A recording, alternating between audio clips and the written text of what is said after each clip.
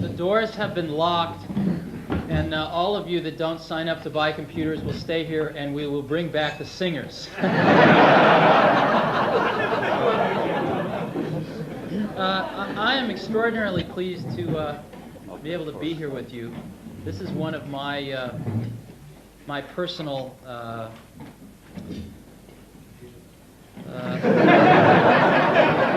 one of my personal hopes and wishes, actually, is that I think that computers can radically revolutionize the educational process around the world.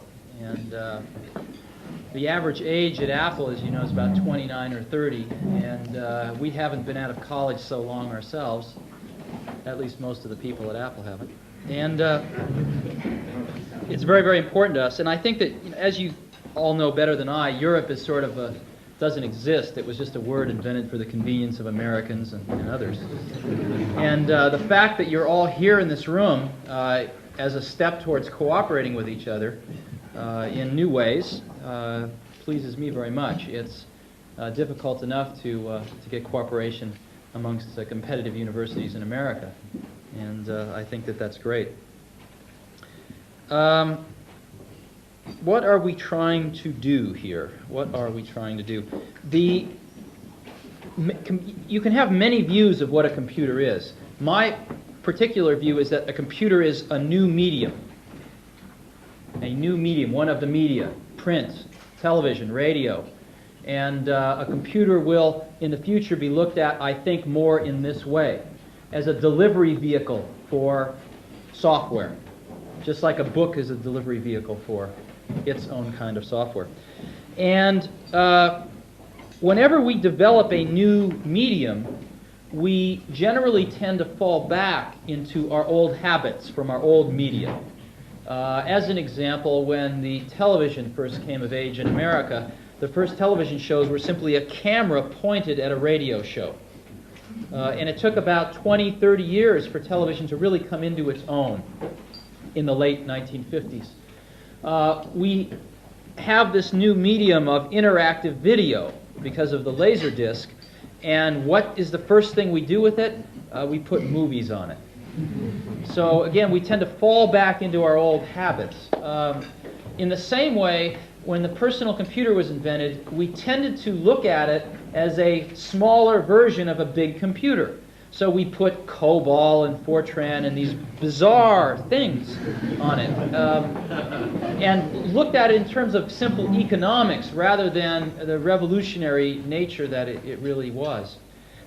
Do you know who Alexander the Great's tutor was for about 14 years? You know, Aristotle. And I read this. I became immensely jealous. And I think I would have enjoyed that a great deal.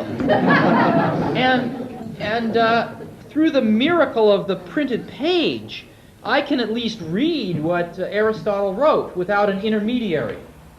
And maybe if there's a professor, they can add to that, but at least I can go directly to the source material. And that is, of course, the foundation upon which our Western civilization is built. But I can't ask Aristotle a question. I mean, I can, but I won't get an answer. And so my hope is that in our lifetimes, we can make a tool of a new kind, of an interactive kind. And when I look at the personal computer, we're, as you know, living in the wake of the last revolution, which was a new source of free energy. And that was the free energy of petrochemicals, right? And it completely transformed society, and we're products of this petrochemical revolution, which is we're still living in the wake of today. We are now entering another revolution of free energy. A Macintosh, as you know, uses less power than a few of those light bulbs, and yet can save us a few hours a day or give us a whole new experience. And it's free intellectual energy. It's crude, very crude, but it's getting more refined year after year after year. And in our lifetimes, it should get very refined. And so my hope is someday, when the next Aristotle is alive, we can capture the underlying worldview of that Aristotle in a computer. And someday, some student will be able to not only read the words Aristotle wrote, but ask Aristotle a question and get an answer. And that's what I hope that we can do. So this is a beginning. I think that, as you know, right now the computer industry is in the tank. Personal computers, big computers, everything. And it's difficult. It's a difficult time. But I'm sure that Henry Ford had a few bad quarters back in the 1920s. And the automobile had a sort of historical imperative. It had, the minute it was invented, a sequence of events had to happen. The same is true with the personal computer. There is a tremendous momentum behind this. And I think that this year may be a delay. This year we may look back and say, well, 1985 was a slow year. But there is such momentum behind this that it will happen. It will permeate and change forever our educational processes. And my hope, again, is that not too many generations of students will pass through before this happens. It will happen within 20 years. It probably will happen within 10 years. But it could happen within 5 years. I am going back to the United States this weekend, and then about 2 weeks from today I'll be in the Soviet Union for the first time in Moscow. Because one of my dreams has been to sell Macintoshes in the Soviet Union. And one of the highest agendas on my priority is to get them starting to think about exactly the same thing. So maybe 6 months or a year and a half from now, we can have some Soviet schools here at our Europe Consortium meeting.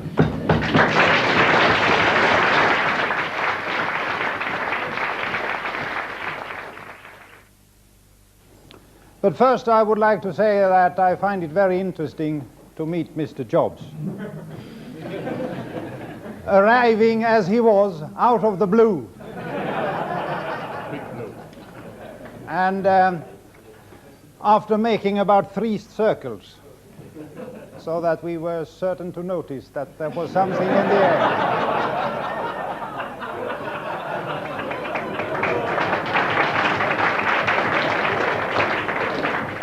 And you can almost hear everybody saying, there is something in the air tonight. Anyhow, I felt somewhat like the Finnish Prime Minister, Mr. Karjalainen, when he spoke a very bad English too. And they had to pep him up heavily with language tuition before he was meeting Mr. Henry Kissinger, arriving from the States. I don't think it was in a helicopter, but it was in a big jumbo plane. Anyhow, they taught Kissinger the essential phrases, and these were welcome, nice weather, and lastly, how are you? And Karjalainen, he learned those words, and he was very happy. Damn it, now he comes. I know the language. And out steps Kissinger, and Karjalainen steps forward to him. And all his teachers are very worried. Will he do it? Can he do it? Can he speak English? And he says, welcome. Oh, well. And then he goes into the second phrase, nice weather, nice weather. And the third phrase, and who are you?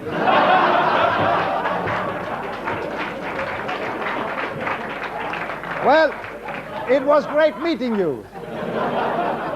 And I will stop making jokes with Steve Jobs, who is such a nice fellow and is giving so much of himself and his dreams. We have been very happy at Lund University for this association with Apple. I have never been worried that by eating apple we should start thinking apple. But other people have been worried about that. I'm not so worried either about computers. Some people are. They feel that they will deform our minds. I do not think so. And I happened to think of yesterday something that other people have thought about many times, namely the relation to the car. When I came to Lund many years ago, after the war, a friend of mine bought a Volkswagen. You could almost call it a Mack Volkswagen. and I said, what is it like having a car, an idiotic machine which cannot think, it does what you tell it to do? And he says, it is like the 7-mile boots of the fairy tale. No, we have tales in Sweden, and one of them deals with the 7-mile boots. Boots that you put on your legs, and with them you could take 7 miles in each step. And you got a huge distance by wearing these boots. And to me, that was a wonder of the car, because with the car you could go 7 miles without noticing it. And with computers, you can do a lot of things that you couldn't otherwise do. And with weapons like that, or rather machinery like that, the only problem is in the human mind and not in the computer. It's just like the boots.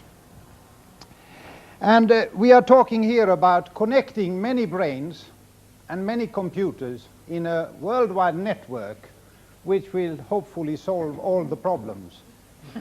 I'm not entirely certain that it will, but it will help, of course. The networking reminds me of a story of the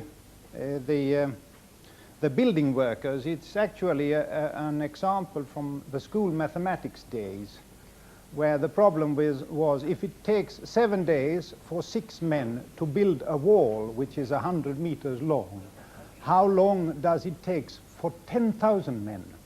And the answer is just less than a second.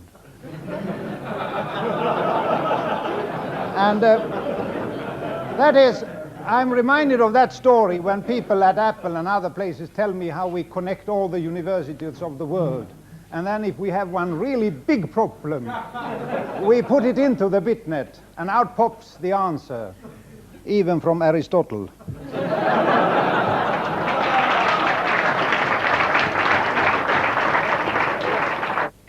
Now, finally, I've heard that Apple has been having some trouble. And we have always been very generous towards industry. We like to support it. And there are no strings attached. Your integrity will not be broken. And I think you need a fresh supply of silicon oxide.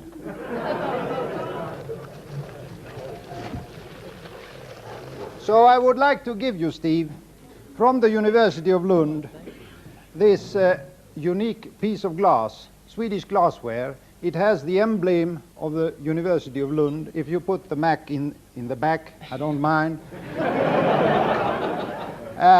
If you had been really hard up, I would have sent it around for cash.